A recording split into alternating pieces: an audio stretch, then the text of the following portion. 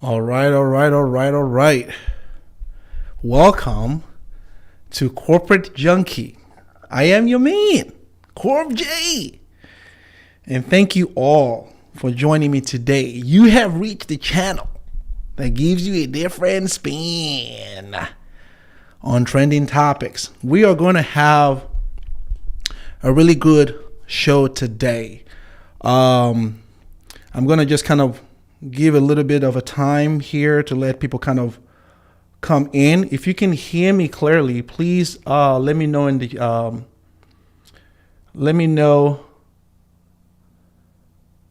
if you can hear me in the chat. Please put a let me know. Can you hear me properly, all? Can you guys hear me? Can you all hear me? All right, thank you. I appreciate that very, very much. Okay, so let's get going here. Let's get started. Let's get started here. So I want to talk to you guys about, you've seen the topic of today. So I want to talk to you guys about why Afrobeat, Nigeria's Afrobeat, is going to be, and it is, the beginning of what is called Nigeria, the Great Awakening and Enlightenment. And I'm going to talk to you guys about these things. I'm going to tell you what they are. I'm going to help you understand these two concepts. Some of you may already know some of these concepts. Some of you may have not, but I'm going to help you understand it. So these two concepts, these are two pivotal things that occurred in mostly the West, and more importantly, and especially the United States. Now, the reason why this is important, I'm going to help you guys understand why this is a very, very important thing for you guys to understand, because it will help you understand why history repeats itself, and we are again going through history. So I'm going to help you understand this very well. The reason why I want to talk about this is because a lot of you watch me from different parts of the world. Based on my analytics, I know there are people that watch me from here in the United States. I have a lot of people that watch me mostly here in the United States. People watch me from Nigeria. People watch me from the United Kingdom, the UK. I have people watching me from Germany, Italy. So there's a lot of people that watch. And so you may not know about the Great Awakening or the Enlightenment. You may very well know that, but then again, you may not, because this has to do with the history of the United States. I'm going to talk to you guys about events that occurred that really formed the United States as we know it. Events that occurred in history that shaped this country's wealth, this country's prosperity. And I'm going to tell you why those are very, very important. I'm going to tell you why they are very important, because this is the same events that are occurring again today.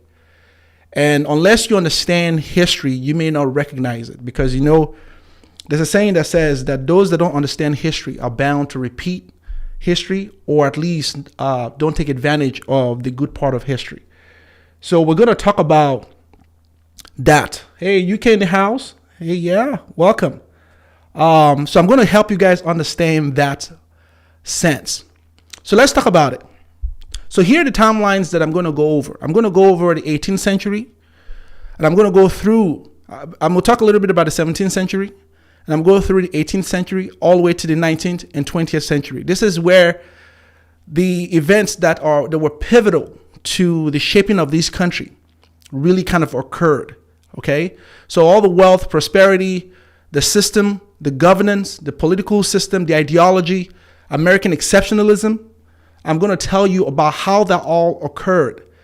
I'm going to mostly focus on people. Okay, so what I'm going to talk to you today about is mostly on people. Forget the country. So I'm going to talk about the behavior of people, the behavior of the people. Okay, and then I'm going to tell you about Afrobeat, why we are seeing Afrobeat emerge today as it is, why we're seeing Nigerians particularly the subject matter or the talk of many people today. I'm going to tell you why Nigeria in particular is a key aspect of this whole thing. Okay, so this is going to be a very, very important video for a lot of people to to really kind of take note on. It's going to shape your thinking and help you understand quite a few things. So let's jump right into this, okay? So because I'm going to go over a lot of things. So let's just get right into it. In history, in the United States and also in Europe and in Britain, there was a phenomenon and a movement that occurred in the later 17th century of back then. And it went through all the way through the 18th century and also to the 19th century. This occurred around 1686, 1685, a movement called the Enlightenment.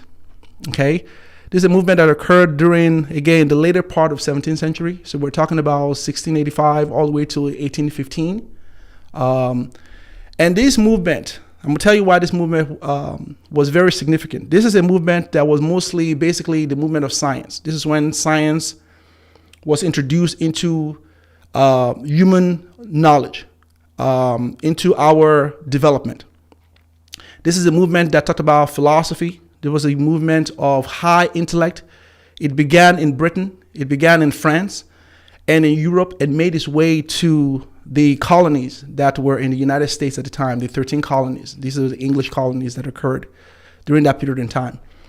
This was the same period that guys like Isaac Newton, the one that the father of whose theory was on law of gravity. His theory on law of gravity and also the 3 laws of motion are what we use today. Isaac Newton and as well as John Locke, who wrote an essay whose work on the human psychology or the concentration of human behavior is stuff that science have used and continue to use to today. So these 2 individuals were called Enlightenment thinkers. They were 1 or 2 of many that existed back in the days. Now, why is this important? This is important because the Enlightenment period and that movement, which is also known as the Age of Reason, that's what you will find historically. That's what people call this time. It was called the Age of Reasoning, of reason. These were the people that challenged status quo. These are the ones that challenged religion. This is a period in time also where, the whole theory of man evolving from ape really came from. So a lot of John Locke's literature and essay really evolved a lot of the idea that man, the knowledge of man really kind of exists from experience and not from some outside entity. So he was the one championing that whole thing. Now, this was also the period where another movement began. Okay, so I want you to kind of just think about that for a second. That movement was a movement of science that challenged a lot of ideology. This is the same movement that inspired laws, for human beings to think differently, to question things, to use science to understand how we move and operate. It was also the same movement that influenced the Great Awakening.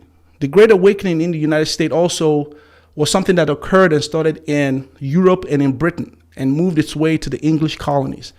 So the Great Awakening basically is the religious, it's a religious movement. You can call it a revival, if you will. This was a time that people really challenged the Bible.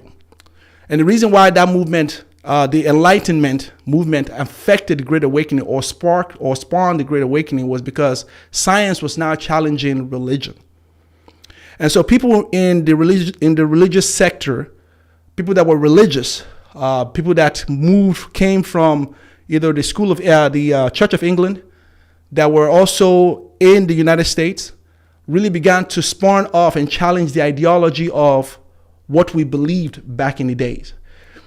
So religious groups started to really kind of break away during this period of time. This is where you started to have like the Pentecostal church, the Anglican churches, Presbyterian, Lutheran, Quakers. These were the ones that really believed that God speaks to each person inside and not some preacher telling you what to think, right? So that was another rebellious period in time that shaped a lot of the thinking of what will become the United States later on. I'm going somewhere with this, so just stay with me. Okay. Now, historians believe that these two movements really forged and really influenced the French Revolution as well as the American Revolution. So the American Revolution really occurred in this country in 1775. That's when the American Revolution started. This is basically the war that really fought against the British Empire. Okay, so American got the independence in this country in 1776, July 4th, 1776. So right after they declared the revolution in 1775 against the British government or the British Empire, they fought a 7-year war that went all the way to like 1783. You know, the reason why that war was fought and the reason why France also played a role in supporting and helping the United States at the time defeat Britain was due to the influence of the Enlightenment and the Great Awakening. Now, why was this? Because these two movements really kind of inspired people to be outside the box thinkers, to challenge the status quo, to challenge things, to question why things are done a certain way, and all of that. And that caused a rebellion, if you will, in the spirit of these people, which then caused them years down the line to reject a lot of the British ideology. Okay, now what was it that they rejected? What caused the American Revolution? The American Revolution was caused based on back in the days when it was just the 13 colonies before the U.S. was formed. There was a lot of oppression. The people in the country, the citizens of the colonies, were oppressed by King George III and all the Georges and all the kings that existed in Britain back in the days. So it was a very oppressive regime, sort of what we're going through right now in Nigeria. Okay, so stay with me here. Okay, just kind of hang on. I'm going somewhere. So it was a very oppressive regime. This is the same time slavery was going on in this country. Basically, what was so oppressive about it is that the king decreed and everybody followed what the king said. So the most contentious time period of all of this was during taxes. So a lot of taxes were levied on a lot of production that came from the 13 colonies that moved back to Britain. So a lot of, sugar were taxed heavily. Cotton that were produced by the slaves were taxed. Tobacco was heavily taxed. And so while this was all taxed, many of the British colonies in the United States at the time didn't have a say-so in a lot of the governance of what happened with their money or how their colonies needed to be governed. This occurred during this period in time. So that's what really over the years fueled the anger that caused them to say, we're going to stand up against the British government and we want to break away. Okay, so you've heard the term taxation without representation. That's where they got that from. Okay, so that occurred during that period of time. And it was a very bold, think about it for a second. Think about a country as small as, or a colony as small as the United States was at the time. And think about the audacity that these people had to say that we're going to fight the British Empire. So understand that the British Empire was a large empire. It's equivalent to the United States and having somewhere in Burundi or some country in Africa saying that they're going to stand up against a mammoth like the United States. That's equivalent to what that is. Okay, so it was not going to be an easy task. But understand that by this time, okay, the individuals that existed in the colonies had already been expired, had already had a behavior that was inspired by two movements that occurred prior to that, which is the Enlightenment period and the Great Awakening based on religion, that really sparked and really kind of inspired their audacity to really fight this. Okay, now I'm going somewhere with this. Now, after that occurred, after the U.S. was going through the revolution, there were also phenomena that occurred called the Industrial Revolution. The Industrial Revolution, we have like the first Industrial Revolution really kind of occurred in the United States, and this occurred right in 1765. The first Industrial Revolution was recorded around 1765, which basically is the the introduction of mechanism or machines to really help to improve agriculture, to really help to improve production. This is also the time that the steam engine was introduced, locomotive engine. These types of mechanisms really helped to improve the building of railways. All of that occurred during the first industrial revolution. Now, the second industrial revolution happened in the 1870s. Now, these particular one, again, these were all inspired by those two phenomena, okay? These period in time is known by historians to be like the most pivotal time of the development of this country, okay? This is where the Industrial Revolution was where the telegram, the telephone was introduced or was invented. Automotive was invented. Electricity, gas. This is when Thomas Edison discovered the light bulb. You know, he discovered it back in 1879. This is the same period that this happened.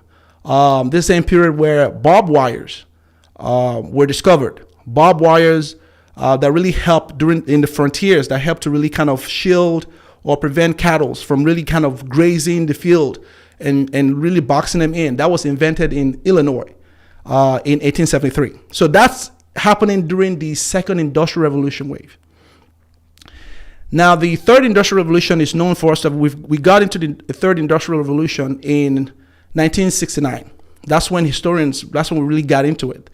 The third industrial revolution is basically where this is the development or the invention of computers, telecommunication, the stuff that we know today in terms of the type of technology that we know that really spawned some of the invention that came after it. That is the third industrial revolution. Now we're in what's called the fourth industrial revolution. So the fourth industrial revolution basically is the introduction or the invention of programming, application, robotics, the stuff that we all know today. This is where you come in. When I mean you, I'm talking about Nigerians. This is the part now that involves you. Now, I took you through all of that because I wanted you to understand the series of events that occurred over the years to inspire humanity. I'm talking about behavior now, okay? We're not talking about material stuff. We're talking about behavior that inspired the creation of things to where we are today. This is what got US to be where they are today, okay?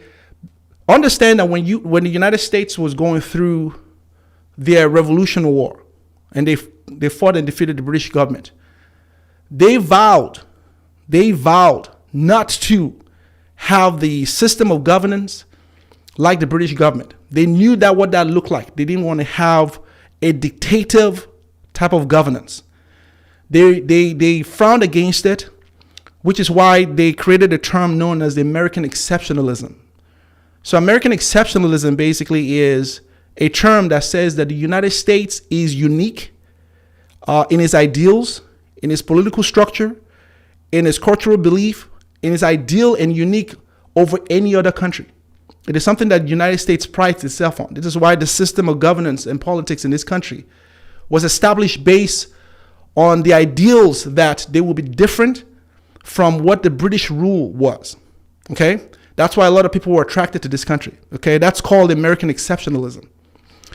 This is also why that democracy, as we know it, was invented. As a matter of fact, George Washington, who was the first president of the United States, who was also the officer that led the revolution, that helped the U.S. win the Revolution War, the first United States president. Well, after he helped establish the governance, he ruled that it was president for the United States for 2 terms. This is when they established at the time when he was president, they weren't sure if they were going to have 2 terms or 3 terms or 4 terms rule or whatever. They wanted him to have a 3rd term, and he refused because he knew that would set a wrong precedence and it would set a type of dictatorship, and he refused. So he stepped down, and during that period in time was when they established the 2-term rule, okay? It was based on that American exceptionalism behavior that occurred, that was spawned off of the Enlightenment and the Great Awakening. So religion has some things to do with that, right? So understand that the age that we're in right now, okay? And when I mean age, we're talking about the age of Aquarius is what we're in right now, which literally started right around the 20th century. Why is this important? I'm going to be talking to you about things in terms of age. Understand that time, weather, season occurs with age, okay?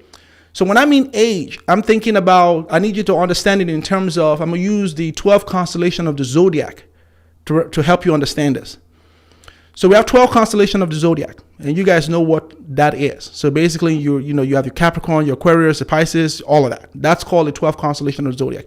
These things have this type of belief system and age operation is what really inspired the creation of the belief system that many of our religious texts got a lot of the ideology from.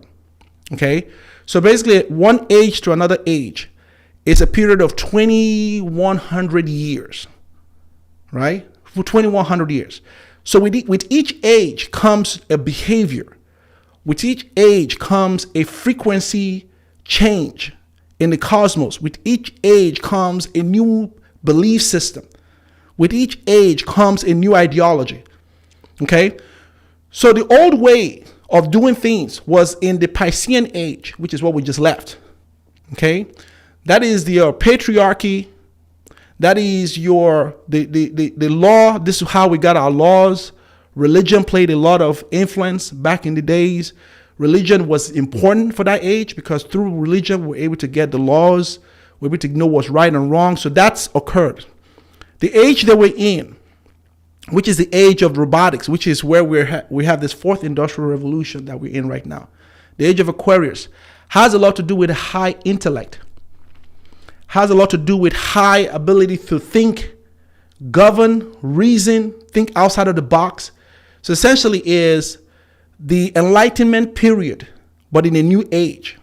So understand that as the clock rotates, certain behaviors and phenomenons and practices really occur over and over again. So we are back to 17th century, if you will. Okay, we're back to the 18th century behavior of a new set of enlightenment, a new set of innovation and outside of the box thinking. So what that says basically, and where you fit in all of that, is that there is a need and there is an opportunity or a creating of a new sets of humanity that think in terms of science, in terms of logically, and not in terms of religion, which was highly influenced in the previous age that we were in. Now that is still lingering because we just came out of that, but we're going to be so far out of that we're in what's called a robotic age. Now, what does that mean for you in terms of opportunities? In the United States, there's a huge issue right now in terms of skilled labor. There's a huge issue right now in terms of having people fill positions because there's no enough skills to fill them, which is why certain industries have greatly been spurred up. Okay, this is why we're talking about application, software development, science. We're talking about the metaverse. These things are occurring because of the age we're in and because of the phenomenon and the behavior and all of these things that occur when you get into a certain age, right? Now, the problem that's going on right now is that there are a lot of opportunities and things that have been created that the United States has made room for it, but they don't have skilled laborers to fill those things out. Skilled laborers that are in science, STEM fields, science, technology, engineering, and math. That is a problem in the United States. The United States has reached its peak in terms of productivity in the United States. The workforce, there's a 30% workforce in the United States that isn't skilled in these areas. These workforce are African Americans, which make 13% of the population, don't have the skills to compete or to really kind of survive in this new age of robotics and high intellectual innovation, science, technology, because of a lot of the education, a lot of areas of education that you find. And Pew Research Center did studies on this. It's not something I'm saying. Okay, Pew Research Center did a study on this. So the 13% of the population, which is roughly 44 million of citizens, a huge portion of that don't have the skill set for this. And then you have the 17% of the population, which are the Hispanics, also don't have the skill set for this. So that leaves the 33% of the population, which are mostly white, which most of them are the ones creating a lot of these skill sets that we have, a lot of the technology that we have. Then the issue now becomes, right, as we're moving into, understand that technology is changing how we live. So many of the jobs that you know today, many of the opportunities that you see, many of these buildings are not going to exist. We've moved out of the face-to-face interaction. We're now plugged into a online system of work. Okay, so what that means also is that while all of these jobs are being created, there's a need for skilled labor in terms of developers, in terms of engineers, in terms of critical thinkers, scientists, to really help to be part of this. That's why I say 30% of the population here isn't already set to be that. Okay, 30% of the population here has not equipped themselves, or they're not equipped to fill that, and that is a huge need in the market. So what does that mean now? So the US and most companies, and I know this because trust me, I've been in this field for over 20 years. A lot of my experiences is in the marketing area, digital marketing, digital solution. I'm part of these conversations that occur. It's a huge problem. Now, up until now, there's one market that has really kind of been used for software development outside of the United States, and that's been India. Okay, India has been primarily, a lot of the workers from India have been the ones used because a lot of their citizens have really kind of opted into a lot of the science, technology, software engineering, and math. Now, the issue with India, which India got the exposure to the US market back in the Bush administration. Okay, so the Bush administration literally opened up the offshoring of jobs to India. This is where we have a lot of the call centers that were really kind of sent to India. It was a huge problem in the United States back then. People rebelled against it. People spoke up against it because it denied US jobs. But for the need of cheap labor, and companies were trying to maximize profit and cut loss, which is primarily what most companies do, is maximize profits and cut loss. There was a need to really kind of offshore a lot of these jobs to India. Okay, so that has occurred. Now, what's going on now is that with the opening of software and technology, data centers, servers, and all of that, India, unfortunately, also has now been known as scam country.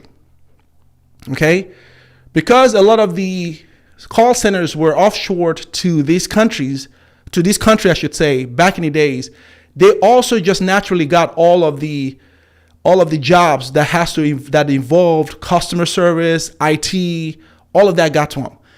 But over the years, there's been studies that have shown that it's not becoming a problem for US-based companies because many of the so-called call centers that were set up there have now been black hat. They've now started operating in more of like a cyber security threat type of thing. So it's a huge problem. So many companies are now pulling away a lot of their IT departments and IT solutions away from that because it's a cyber security issue. Okay, so that's what's going on. Now, guess where else they're going? Africa. Specifically, Nigeria. That is the next thing you're going to see. This is why I brought you all through all of that to get you to this point. Now, why is Africa going to be the next one? Because I mentioned here in the United States, there's no skilled labor. In the United States, the percentage of Africans or Nigerians here in the United States make up 0.1 or 0.2%. I did a video about it where I covered and I talked about the research done by Pew Research that talked about the number of Nigerians in this country. So there are roughly around 400 to 500,000 Nigerians in the United States. Relative to the population of that country, it is basically just 0.1 or 0.2% of Nigerians represented in the United States. So it's not a lot. Of that small pocket of percentage, most of them, about 80% of those, are in the STEM field. Science, technology, engineering, and math. Okay? That is a field that these jobs are needed, but there's not enough Nigerians in this country to fill those jobs. There's not. The 0.2, 0.3 is not. But the good thing for Nigeria is that most Nigerians are in this field because that is what our parents drove us to do. And the great thing about it is that it sets you up for the opportunities in the future. So guess what's happening now is now that you are up. Okay, Nigerians are up. When I mean you're up, back in the days when they used to say, when the coach you're at a basketball game or a football game, and the coach tells you, hey, suit up, you're up, right? That's what that means. But the coach is not going to put you in the game if he or she knows that you've not been coming for practice, right? So normally this is where opportunity meets preparedness. That's basically what that is. So the U.S. market can't go to Europe. Because guess what's going to happen? Because the European market are going to demand a salary that a lot of these new technology and a lot of this new application and this new wave of innovation are not going to be able to sustain on that technology. So when you're thinking about the economy of scale, understand that when you're thinking about economy of scale, right? The decision to really add labor, which is basically what economy of scale is. The huge component of that is cost of labor. So you need to shrink labor cost to maximize profit. So a lot of these companies, in an attempt to make sure that they're getting the cheapest amount of labor, which is why a lot of the jobs were shipped to India, okay, to maximize profit. No, India no longer is a confident, viable source for a lot of this company because of cybersecurity issue. So the next cheap market or the next least expensive market in terms of labor is Africa.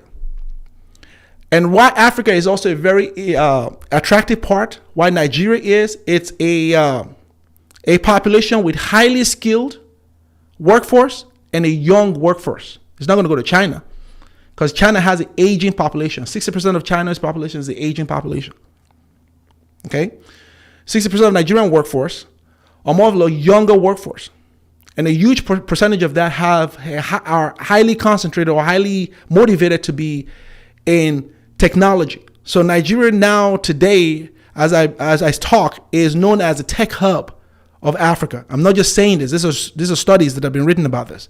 This is why Microsoft opened its data center in Nigeria, in Lagos. This is why Google Fiber is investing heavily in that country. These people know this. They know that they need laborers. So there's a huge opportunity, a huge wave of opportunity coming. But they don't know that you have that skills. They know about the ones in the United States, but they don't have that overwhelming knowledge about it yet. But guess what is going to give them that? Afrobeat. Okay? So here's where Afrobeat is. Here's where Afrobeat comes in. Africa, especially Nigeria, needed to have one thing. There's one thing that Nigerians needed to have that the whole world can say yes to. Okay?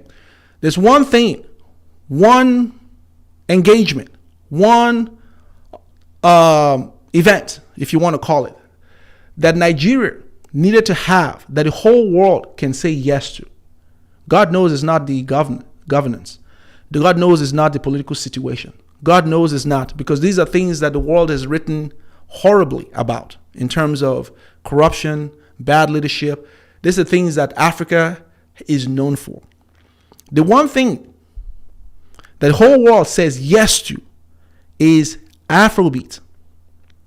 There's nowhere in the world today, as Afrobeat is making its way into the entire world, as Afrobeat is that phenomenon and that movement, just like the Enlightenment period, Just like the Great Awakening that occurred in the late 17th century, 18th and 19th century, these phenomena that occurred were pivotal. They were catalysts that were pivotal to the realignment of human behavior that spurned a lot of what we went through the Industrial Revolution, the first wave, the second wave, and the third, now in the fourth Industrial Revolution.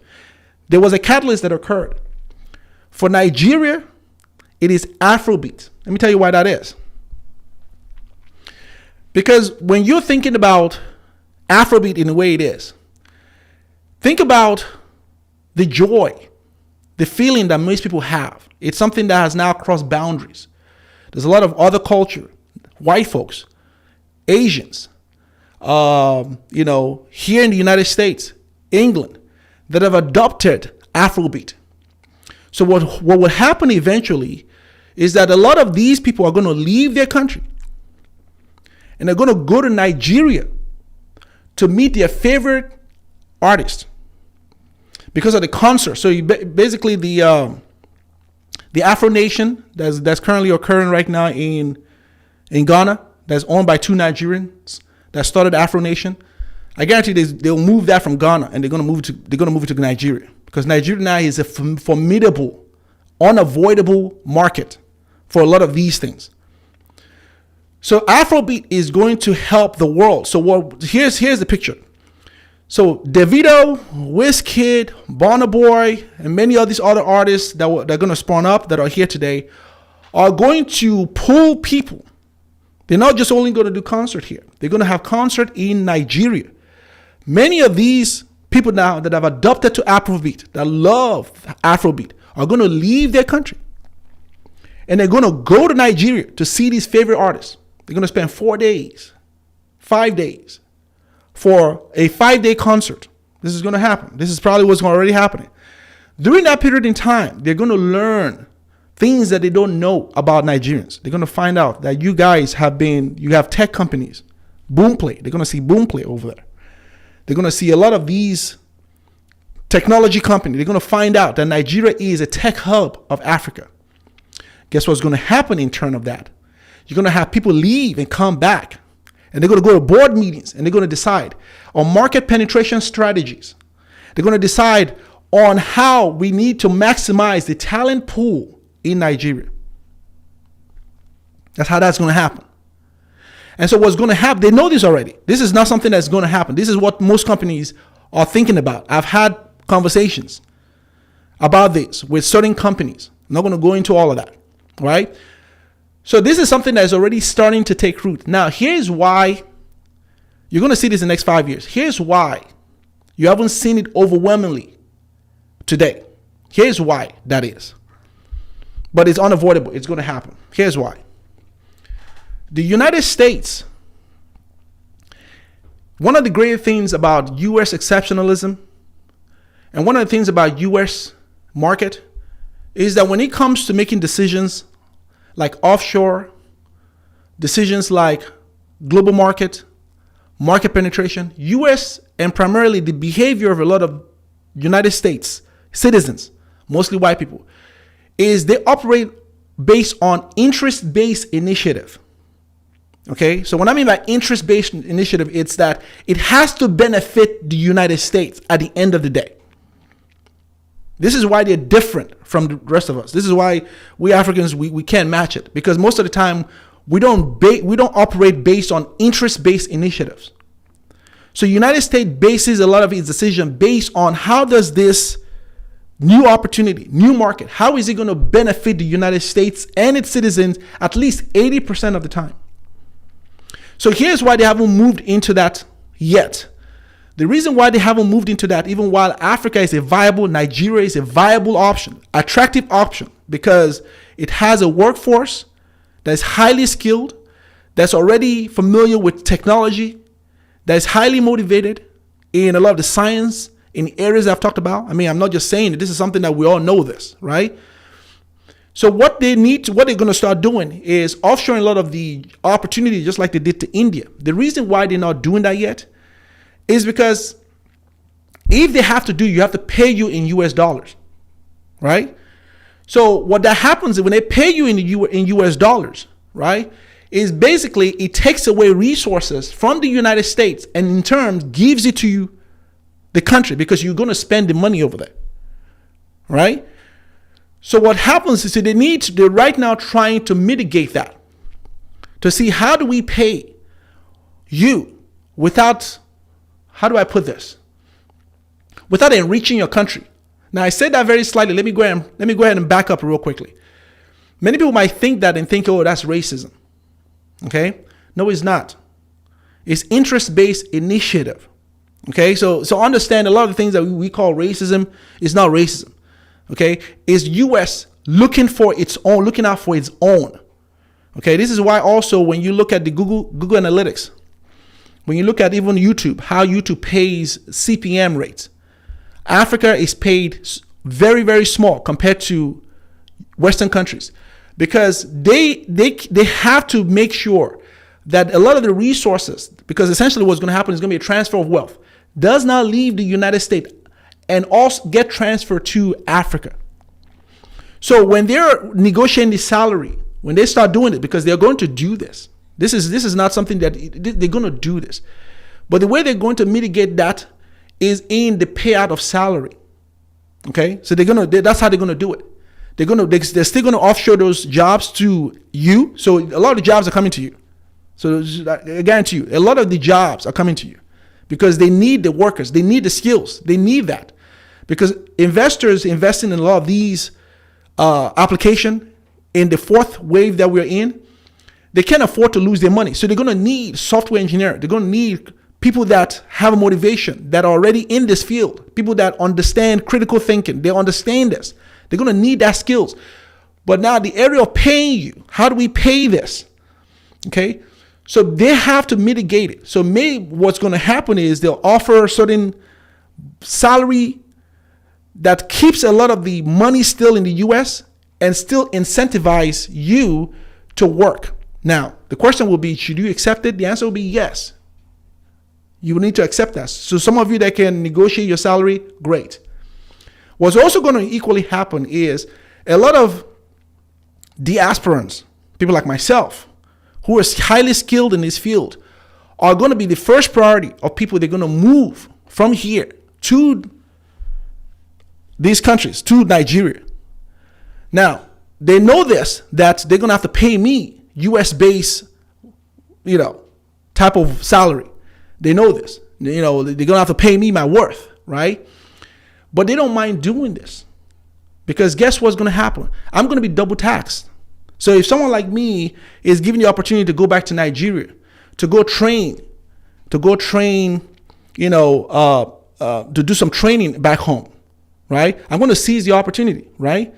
But at the same time, what's going to happen is I'm going to be double taxed, because I have to pay taxes here in the United States, right? And I have to pay taxes in Nigeria, so that's double tax. So they don't mind paying me my worth, because that money is going to come back here anyway, right? So they don't mind doing that, right? But for the for Nigerians in Nigeria, what's going to happen is that salary, that's incentive, is going to have a huge disparity, because again, U.S. operates in an initiative-based ideology. Okay, so don't fault them for it. That's how they operate. It would do us good if we operated that way too, right? If we begin thinking that way, it'll do us the same good, because you need to keep your resources in your country, right? You need to keep your resources in your country. So that's where Afrobeat is playing a role. That's what Afrobeat is going to do. So don't worry about it. Don't worry about the government in Nigeria. Yes, I'm not naive to that. I'm not naive to the corruption in that country. I'm not naive to the horrible leaders. They are horrible leaders. But what's going to happen is the behavior of the people are changing. So Nigerians all over the world have become very advanced in their thinking. They're adapting a rebellious, in a good way, attitude. They're not waiting for their government to do things for them anymore. They're breaking boundaries, and they're doing and making ways for themselves. That's why you're seeing the vigor, and you're seeing the energy with Afrobeats. And so what that's causing now is causing a new global perception, which is spawning a lot of confidence and a lot of global attention to the country, which is then going to make people look at the other skills that you have and pull a lot of the resources to you. So you're up. You're up. It's not a question of is this going to happen? It is. So to many of you that are trying to come here, don't. I mean, do whatever you want. Okay, you still come here if you want to. That's fine. But you're not going to need to do that, because the market is going to come to you. They're going to bring it to you. You're going to get to earn U.S.-based, get to work for U.S.-based company. And why is that going to be possible? Because in the last 2 years, we know this is happening. We've now moved away from the face-to-face work-based situation, and now we're not in an offline or online, I should say. And most employers are comfortable now because of COVID. Okay, so before COVID, a lot of employers was a no-no. You couldn't work from home. They frowned against that. It was a no-no. But the data has shown that the productivity in 2020 and 2021, people outworked. There was a double the performance-based metrics that report came out, is that productivity increased during the time of COVID than any other time prior to COVID. So a lot of these types of monitoring things have been built into some of these things that we use to work from home. So like Salesforce has a lot of ways to calculate productivity. So how long you are on the platform, they calculate it now. Microsoft has a way to calculate productivity. So if you ever use Microsoft Teams or Microsoft Cloud, they have a way of calculating your. So the idea of not knowing if you're working, that's a done deal. So employers are no longer afraid of that. So basically now you can work from home and you can work out of the country. So now that's created a huge opportunity for developing countries, third world countries, Nigeria with its skilled labor and many of its citizens. So you're not going to need to come here. You're not going to need to come to the United States. I mean, do whatever you want. I'm not going to stop you from coming here. That's not the point. But I'm saying that you're not going to need to come here. You're going to be able to work for US-based companies who don't need to be there. They don't need to set up any shop. So the insecurity in Nigeria is not going to be a factor. That's a problem, right? The security problems in Nigeria is a problem, but they're not going to need to set up shop over there. You know, the data centers are going to be housed here in the United States. They just need the skills. They just need labor. They just need the manpower. So you can stay over there and tap into the United States, into the countries. They bring in all that to you. You're going to get all of that, right? Because again, you know, the key part of any employer, okay, understand this. Employers and companies, many times people read things off as racism, right? No, it is maximize profit, reduce cost. Maximize profit, reduce cost. That is how business people think. That is in terms of business operation. If you own a business too, that's what you're going to do. So a lot of times, even when I've been in hiring position, I've had to hire people. I've had to hire people for companies. So guess what I do when I go to hire people? We give them the lowest offer. Okay? We give it the same thing HR does. They give you the lowest offer. You're going to have to prove to me that you're worth more than that. So you're going to have to negotiate your salary. Same thing you're going to need to do when these opportunities starts coming to you. Is they're going to lowball you, but you're going to have to negotiate your worth. But most companies ain't going to pay you what you think you're worth, because companies think in terms of maximizing profit, lowering cost. Even High had to do it. So they start off with that. So many times people don't negotiate their salary. They take the first salary they happen, and then in the next 2-3 years, they cry wolf and cry racism. Right? It is not. You have to understand things from a business perspective. You have to understand things from a long-term operations perspective. You have to see the handwriting on the wall. So what I'm saying to you in a sense is that if you're a Nigerian, you ought to be really, really happy to be a Nigerian right now. Because this is why Nigerians have primarily been talked about all over. I mean, here in the United States, that's what people talk about. Even there's a group here in the United States that really hate Nigerians, right? because a lot of the sentiments of Nigerians here in the United States are very positive. So people know Nigerians in a lot of the fields we've just talked about. People know Nigerians are one of the highest earners in terms of income. Research the studies have been done that Nigeria, in terms of median income, Nigerians are at 63,000, above the national average of 57,000 a year. African Americans, median income is 43,000, and they make up 13% of the population. That's literally like 45 million people. And so Nigerian is 63% in terms of median income, 63,000 in terms of median income. That's coming from a 0.2% of the population. That's astounding. Okay, that's outstanding. Not to mention, studies have also shown that Nigerians are the most highest educated in terms of the ethnic group. So they are aware of this. Okay, they are aware. I guarantee you in England, it's probably the same thing. I don't know what the numbers are in England, but I guarantee you Nigerians in England are probably breaking barriers in England. But the numbers is too tiny. They can't fill up all these jobs. So the perception that Nigerians and Nigerian Americans are creating here in the United States, the perception that Nigerians in Nigeria are creating by way of Afrobeat, those two, and as well as Nollywood, let's not forget Nollywood, and that type of whole interaction is creating a perception in the minds of these people that they're taking notice of. This is why a lot of people are demonizing Nigerians. Understand that when you're seeing someone demonize you, is because you're relevant. Okay, you got to look beyond a lot of these things. You're relevant. Nobody talks about someone that's not relevant. If you're not relevant, no one cares. People care about people that are relevant. So so when a lot of these, again, I'm not in the minds of a lot of these people, like the news. It's a negotiation tactics to, first of all, demonize or pull down your value. Okay, so let me say why. Let me tell you why I say that. If I'm hiring for a job, or most HR, let me not use me. Okay, most HR, this is what happens, because I know this because I've been behind the scenes to hire for positions. Okay, many of you probably have done the same thing too. So I understand how HR operates, because I've had to work with HR in hiring for positions, high positions. Okay, what happens is that you go through 2, 3 interviews, 4 interviews, depending on how high profile that position is. So if it's a position that pays like $90,000, $110,000, understand you're going to go through a series of interviews.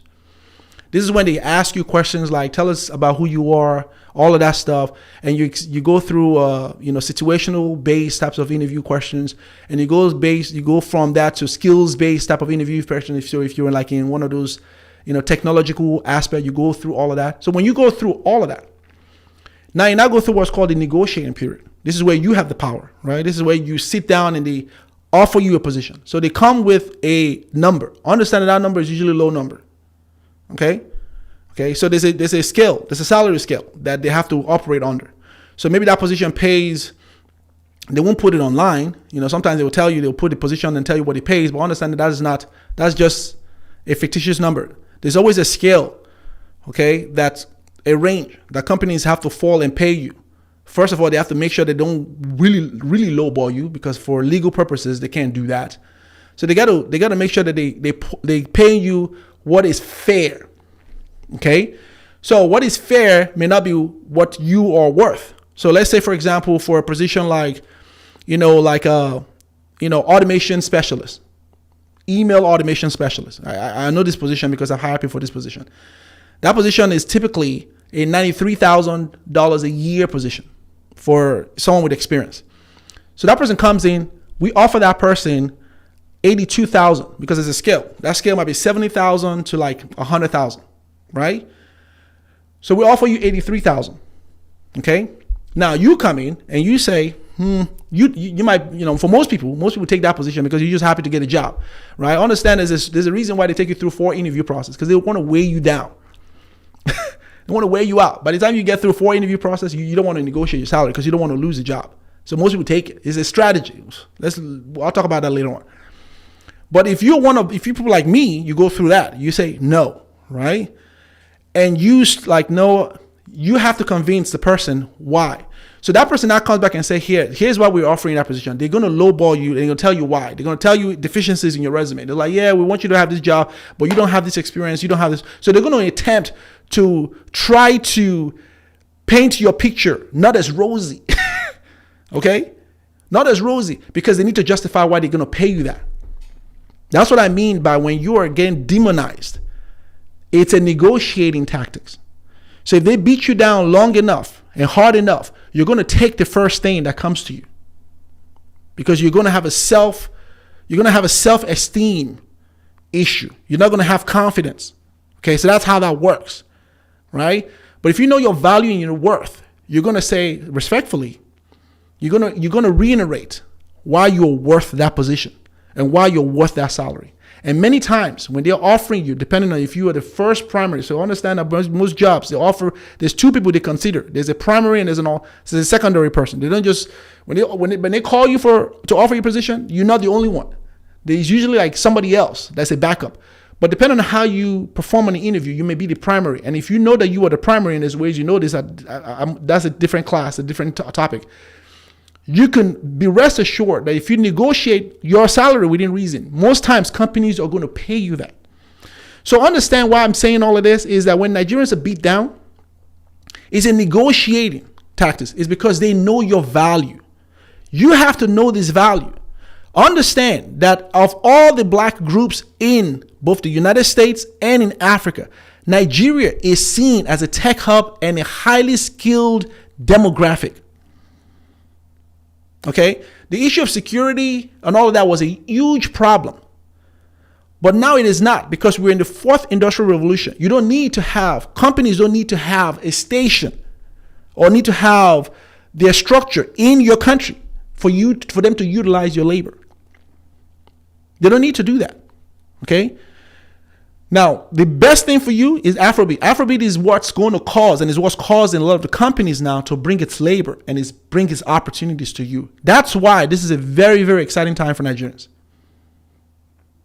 This is why, if you're a Nigerian, you need to know this. You need to understand what I just said.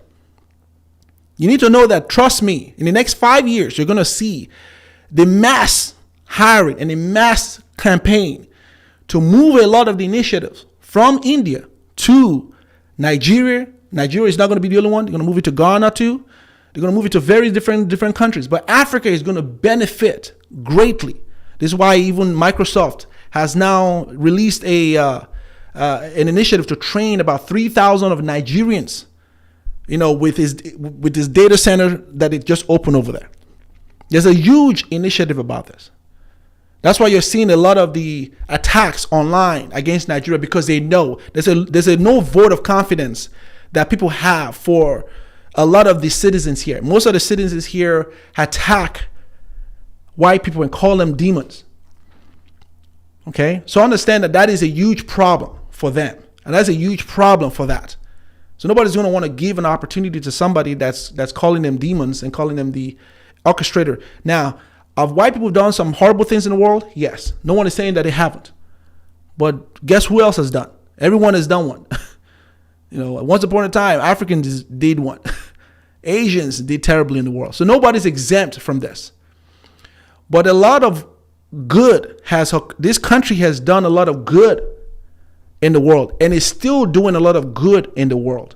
So many times what people read as racism, it is not racism. Does racism occur? Yes, absolutely. I'm part of it. I've suffered it.